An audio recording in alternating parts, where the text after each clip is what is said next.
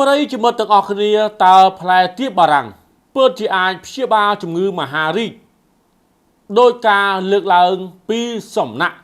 មតិមហាជនដែរឬក៏យ៉ាងណាបងប្អូនដឹងហើយថាផ្លែទៀបបារាំងមានរសជាតិផ្អែមតិចៗក៏មានរសជាតិជូរផងដែរប៉ុន្តែមានអត្ថប្រយោជន៍យ៉ាងច្រើនដល់សុខភាពក្នុងនោះផងដែរអ្នកជំនាញបានពន្យល់ច្បាស់ថាមកចេញមកបញ្ជាក់ច្បាស់ថាផ្លែទៀបបារាំងគឺបងប្អូនទាំងអស់គ្នាជួយ share ចូលស្ដាប់ខ្ញុំបាទសូមលំអិតជូនដូចតទៅទៀបបារាំងជាផ្លែឈើមានរសជាតិឆ្ងាញ់មានជីវជាតិច្រើនប្រើតាំងពីសាច់ផ្លែស្លឹកសម្បកដល់គ្រាប់សាច់ជូរមានពណ៌សផ្អែមជូរបន្តិចមានវីតាមីន C B1 B2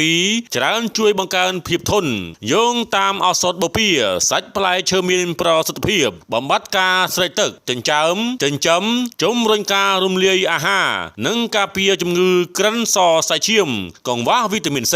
ចំណែកស្លឹកដែលហាលស្ងួតសម្រាប់ធ្វើតែក៏ត្រូវបានគេប្រើជាទូទៅផងដែរគ្រាប់ផ្លែទៀបបារាំងមានផ្ទុកសារធាតុអាល់កាឡូអ៊ីតប្រហែល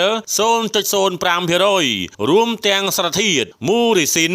និងមូរីស៊ីនីនដែលមានប្រសិទ្ធភាពសម្រាប់ប៉ារ៉ាស៊ីតនិងដង្កូវនៅពេលកិនស្លឹកមានផ្ទុកនៅប្រេងសំខាន់តានីនប៉ូតាស្យូមក្លូរ៉ហើយជារឿយៗត្រូវបានគេប្រើជាថ្នាំព្យាបាលគ្រុនក្តៅរាគគ្រុនចាញ់និងជំនួយការគេងសំបកនិងឫសរបស់ដើមក៏មានឥទ្ធិពលស្រដៀងគ្នាដែរគឺជួយរឹតបន្តឹងស្បែកឬព្យាបាលជំងឺពោះវៀនជាដើម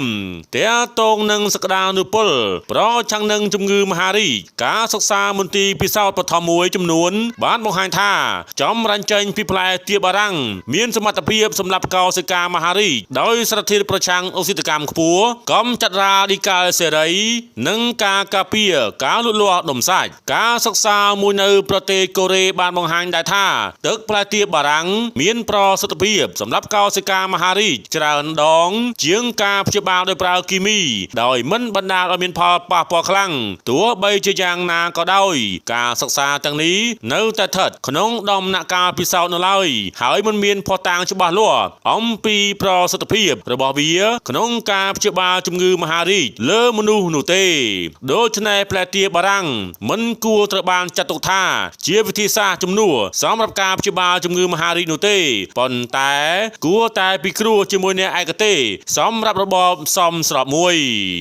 នៅក្នុងឱសថបូព៌ាស្លឹកទៀបបារាំងត្រូវបានគេប្រើជាតែដើម្បីជួយរក្សាលំនឹងសម្ពាធឈាមប៉ុន្តែស្ត្រីមានផ្ទៃពោះគួរជៀសវាងការប្រើស្លឹកឬនឹងគ្រាប់ព្រោះវាអាចបណ្ដាលឲ្យសម្ពាធឈាមទាបឬរារាំងសកម្មភាពបេះដូងអ្នកដែលកំពុងប្រាថ្នាបញ្ចុះសម្ពាធឈាមក៏គួរពិគ្រោះជាមួយគ្រូពេទ្យជាមុនសិនសរុបមកផ្លែទៀបបារាំងគឺជាផ្លែឈើដែលមានជីវជាតិផ្ដល់អត្ថប្រយោជន៍ជាច្រើនចំពោះសុខភាពប៉ុន្តែមិនត្រូវបានគេបញ្ជាក់ថាជាថ្នាំព្យាបាលជំងឺមហារីកនោះទេអ្នកជំងឺគួរតែបញ្ចូលគ្នានៅរបបអាហារដែលមានសុខភាពល្អនិងអនុវត្តតាមការព្យាបាលវិទ្យាសាស្ត្រដើម្បីទទួលបានលទ្ធផលល្អបំផុត